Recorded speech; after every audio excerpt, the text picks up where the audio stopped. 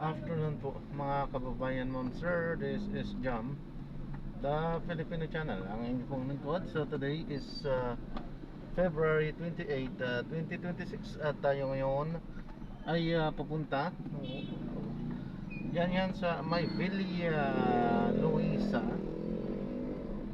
sa may North Subdivision,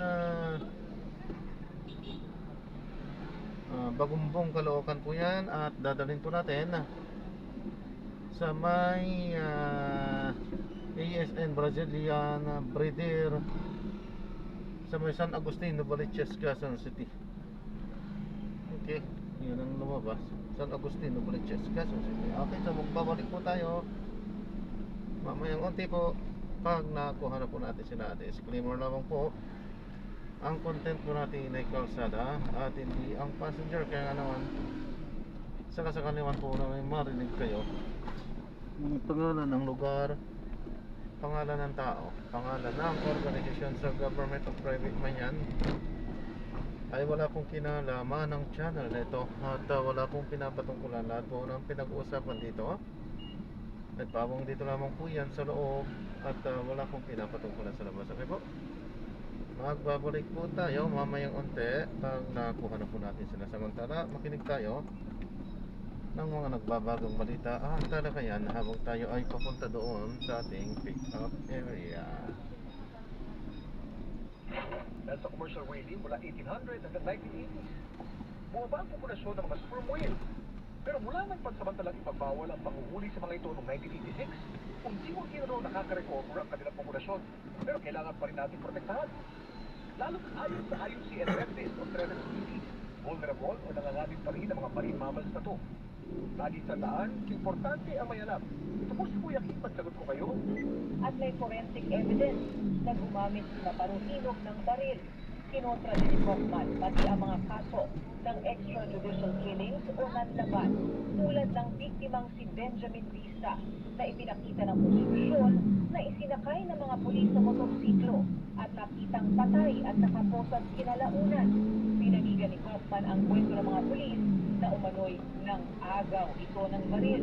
Wala anyang dahilan para pagdudahan ang report ng mga pulis kung testimonya lang ng mga testigo ng prosekusyon ang pagbabasehan. The prosecution offers single insider accounts of alleged staging, uncorroborated assertions of weapons planting, unsupported by any forensic evidence, often speculative. There is zero proof, none, that the only existing contemporaneous documentary evidence is fabricated or unreliable. No proof whatsoever of this supposed falsification in the entire case record. Pinagdudahan pa ni Kaufman ang mga sinabi ng common legal representative ng mga biktima na ilang kabataan ang napaslang sa drug war.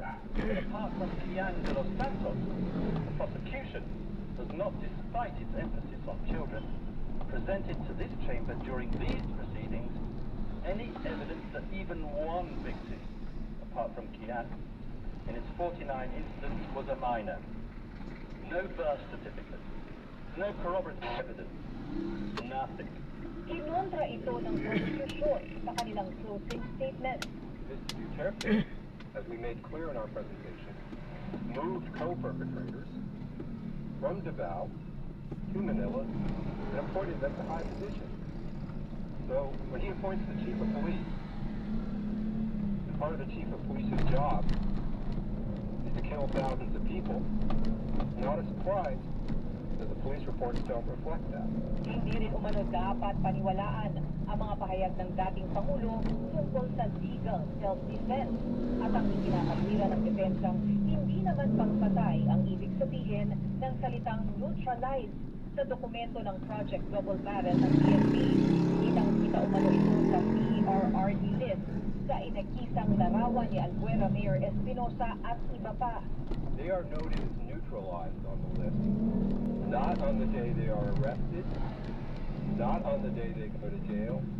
They're marked neutralized on the days they're killed. We're here in this court to prosecute the most responsible, and the most responsible is his client. former President Duterte. Pinaalala rin ng mga abogado ng mga biktima na hindi itinuturing na biro ang salita ng isang Pangulo ng Pilipinas. Under the Philippine Constitution, the executive power shall be vested in the President of the Philippines. Whatever the President publicly states is policy. And the records show, every time Mr. Duterte exhorts the killing, the murders of alleged drug users, people are murdered all over the Philippines. Ayon pa kay Andres, may resolusyon ang Korte Suprema ng Pilipinas sa ugnay ng napaslang na 3,967 na anti-drug operations mula 2016 hanggang 2017. The Supreme Court also held there that the Philippines cannot claim presumption of regularity on deaths occurring during police operations. Sa kanyang closing statement, muling binanata ni Kaufman ang Philippine media sa pagbabalita ng ICC proceedings. The media interest in this case has been intense, but it has followed a familiar theme. Rodrigo Duterte is finally behind bars where he belongs. And as a defense lawyer, I stand up and I talk about due process, fair trial rights, and the presumption of innocence. But what use is that when the whole world has already tried and convicted him, and furthermore, make emotional arguments to justify their position? At dahil umano maraming tanong sa kalagayan ng kanyang kliyente, inilahad ni Kaufman ang huli nilang pagkikita noong Miyerkules. I tried to engage him concerning the evidence, and he lost the desire to follow me within less than a minute. And then he repeated the question that he has always asked me for a year or more. How does the prosecution say that I did this? Well, I replied, I thought until Monday that it was because of those speeches of yours. And the former president repeated the question, but how? I've never murdered anyone, and they talk about thousands. Napangiti lang anya si Duterte nang makita ang mga larawan ng mga anak. Pero ayon sa prosekusyon, walang kinalaman sa kaso ang kwento ni Kaufman, kaya dapat itong tanggalin sa records ng korte. Ayon sa prosekusyon, hindi dapat nagbibigay ng testimonya si Kaufman para sa kanyang kliyente dahil binigyan ito ng pagkakataong dumalo at tumanggi. Tinalakay naman sa huling sesyon ang unang taunang review sa detensyon ni Duterte. Ayon sa prosekusyon at kinatawan ng mga biktima, ang hindi pagdalo ni Duterte sa pagdinig dahil hindi niya kinikilala ang jurisdiksyon ng korte ay sapat ng dahilan para panatilihin siya sa detensyon. Hindi naman tumutol ang depensa tungkol dito habang hinihintay ang kanilang apela sa kapareho ring issue. He refers to his arrest as a kidnapping, none of which sounds as though those are the words of a person who would return voluntarily to the court. Mr. Duterte has clearly demonstrated that he will abscond from the jurisdiction of this court if he is released from detention. Since we are still awaiting a judgment of the appeals chamber, the defense will not oppose the continuation of Mr. Duterte's current detention. March 12 ang unang taong anibersaryo ng detensyon ni dating Pangulong Rodrigo Duterte dahil ito rin ang araw na inilipat siya sa kustodiya ng ICC. Pero dahil hindi tumutol ang kanyang mga abogado, inaasahang mananatili pa rin siya dito. May hanggang 60 araw naman ang mga huwes ng Free Trial Chamber para desisyonan kung uusad ang kaso sa isang paglilitis. Ben Hernandez, ABS-CBN News, The Hague, The Netherlands. Isusuot mo ba ang gown na tahi ng kuya mo sa makalelon? Para sa ating story outlook. 4 na araw ng confirmation hearing ni dating Pangulong Duterte tinapos. Defense team muling inatake ang ebidensya ng prosecution. Prosecution team muling nanindigang may sapat na katayan para tumuloy sa trial ang kaso ni dating Pangulong Duterte. ICC Free Trial Chamber pinuri sa maingat na paghawak sa confirmation hearing. Defense team wala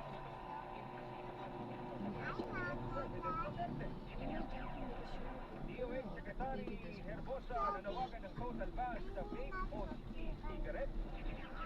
At meantime, oil price hike at dahat po sa Martes. Sa mga detalye,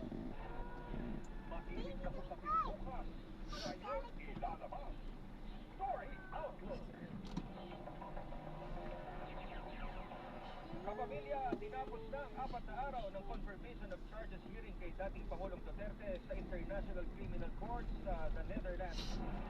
Sa pagsasara po ng depensa ng kanilang paglalatag ng mga argumento, iginiit ni Defense Lead Counsel Nicholas Kaufman, dapat tignan ng korte ng magkahiwalay ang bawat insidente na inihain ng prosekusyon dahil legal na police operation umano ang lahat ng insidente. Nanindigan din si Kaufman na normal at legal na operational classification ng terminong high value target at hindi code para direktibang pagpatay o whistle.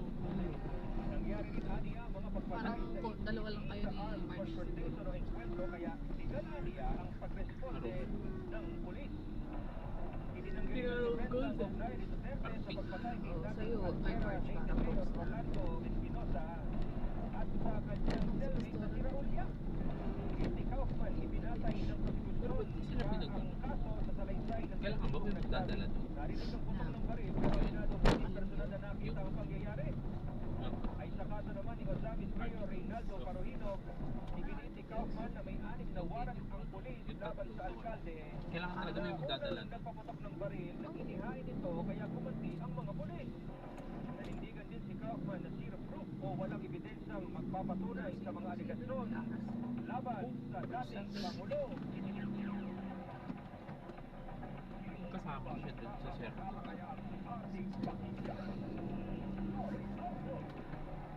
Eh, yung aras naman wala naman. Muling nanindigan ng prosekusyon na may sapat na batayan para Yung magpatunay lubid, sa trial understand. o Kasi wala ka naman. pag-ibig Sila yung mga nagsasabi.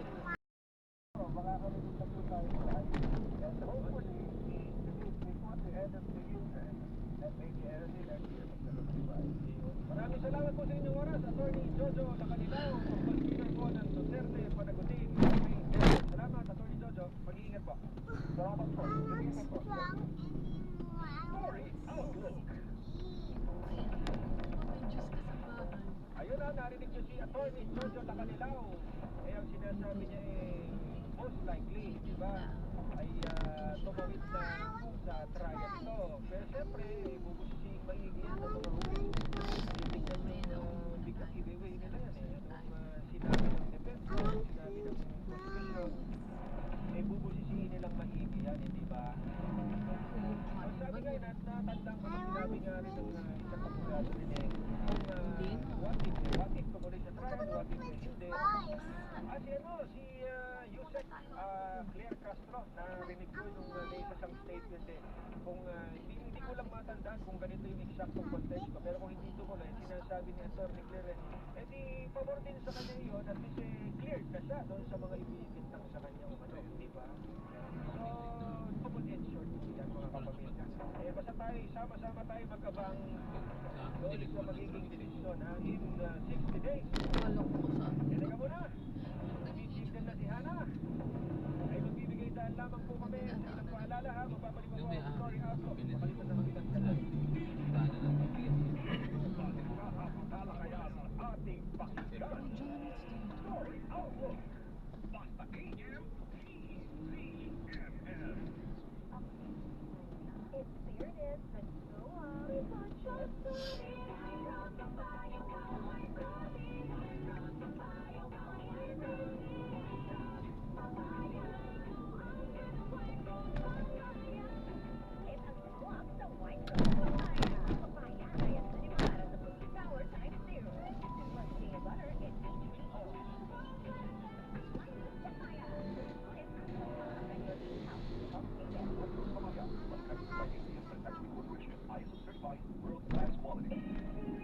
Yolo Pascual po, sa ubo at higa, may Plemex 40 syrups and bottles. Pero para sa ginhawang kailangan agad, may Plemex 40 capsules and blister pack. Madaling bitbitin, kayang ibulsa, gawa sa natural na lagundi na tumutunaw at nagpapalabas ng plema.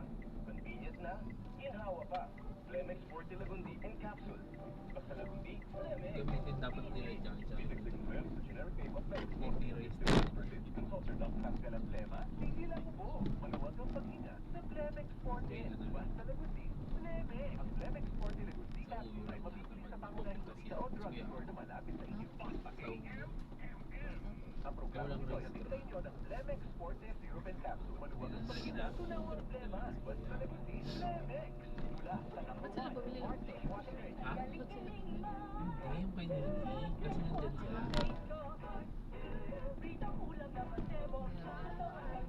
Kasi nandyan sila. Mahirap dyan. Hindi ko alam na dadating sila. Dishwashing base. May double tanggaling formula. Tanggal galing ang sebo at bacteria.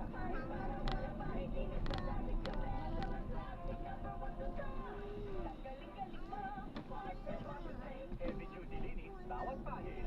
Smart dishwashing base. Manufactured by ABS Manufacturing Corporation. ISO certified. World class quality. Ako doon sino. Yan ang istoryang aabangan.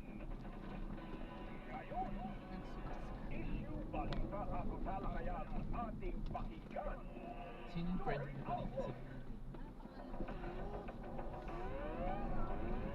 Pangalan ng girl? Pero Samantala, isa mo ng mahalagang balita ng mga pamilya ay inatasan na po ni Pangulong Ferdinand Marcos Jr. ang Department of Foreign Affairs at Department of Migrant Workers na alamin ang kinaroroonan ng mga Pinoy sa Iran kasunod po ng mga ulat ng airstrike ng Amerika at Israel sa naturang bansa. Ba't ito yung Sa isang pahayag, sinabi ni Pangulong Marcos na prioridad ang kaligtasan ng mga Pinoy sa Middle East. Nasa proseso na rin ang pamahalaan sa pagkalap ng mga impormasyon upang matukoy ang kinaroroonan at batiyak na ligtas ang ating mga kababayan doon. Samantala, pinayuhan din ng Philippine Embassy to Tel Aviv ang mga Pilipino na manatili sa loob ng kanilang bahay at paghanda sa paghahanap ng shelter. Ang tabayanan po ang iba pang detalye sa balitang yan dito lang sa DZMM Teleradyo at DZMM Radyo Patrol 630. konti na parang hindi ko pasta. Kinain ko yung kalahanta. Ano pangalan? Kaya nga, inabisuhan na ng Yung stroganoff. bahada sa Tel Aviv, ng Philippine Embassy sa Tel Aviv, yung mga kababayan ho natin na mag-stay lang ho muna indoors at saka maghanap ho ng mga shelter dyan ha. Dahil nga ho inatake ng United States at Israel, yung Iran. Eh, ang sabi ho ay nasa 30,000 workers, mostly ho mga caregiver ho ang nasa Israel. At nasa 1,000 naman ho ang nasa Iran. Yung sabi ho ng embahada sa mga kababayan ho natin sa Israel na pinagbabawal ho muna ang public gathering at lahat ng mga opisina dito sa institusyon na sarado maliban ho doon sa nagpo-provide ng mga essential services. Ang pahayag ang sabi ho ng embahada ng Pilipinas, we encourage all Filipinos to remain indoors and prepare to seek shelter in Mamada if there is an May urgent tindahan alert. sila doon eh. Malapit sila. Ayun pala sa social media pala nag-post si President Donald Trump na ang sabi, I quote a major combat operations in Iran, yun ang sabi ni President Donald Trump. Inakusahan niya ang Iran ng patuloy na nagde-develop ng nuclear program. And sabi po ho ni Trump, kiniklaim ho ni Trump na ang Iran daw po ay nagde-develop ng mga missile na posibleng makarating sa Estados Unidos. At tinawag niya pa ang Iranian people na to take over your government, yun ang sabi niya. Or it will be yours to take, yun ang sabi ni Donald Trump. Eh sabi naman ho ng DFA, mag-i-issue nga ho sila ng advisory na. Yun nga yung sinabi. Ang Pilipinas ho ang isa sa world's top labor exporting nation na may 10 milyong skilled and unskilled workers sa abroad Kaya nga ho yun, 30,000 workers, mostly caregivers ang nasa Israel at 1,000 naman ho sa Iran. Kaya talagang kailangan mag-ingat dahil bukod ho dito sa ilang mga pang-abuso saka sa ilang mga labor practices, ito na nga, isa pa ito. Exposed din ho ang ating mga kababayan sa ibang bansa ito, tulad yan dyan sa Iran, sa civil strife tsaka sa armed conflict naman Ay, naku, di ba? Kaya mag-iingat ho mga kababayan ho natin dyan. Dasal-dasal ho. Familiar ka Stay na. indoors, ang sabi nga po, ang sabi. Papa, malapit na tayo. Opo. Dako naman tayo dito sa ating live stream na meron ng 1.9 million na Mama, bawal na sa ano ba? Lapis. Bawal na. Pag sukat ako, wala na akong halos gawin. magdadalawang libo. Tingnan mo. Ayun, nandito si LB Dua. Magandang gabi po, sir. Good hack po. Ba, napansin yung hack sa sapatos.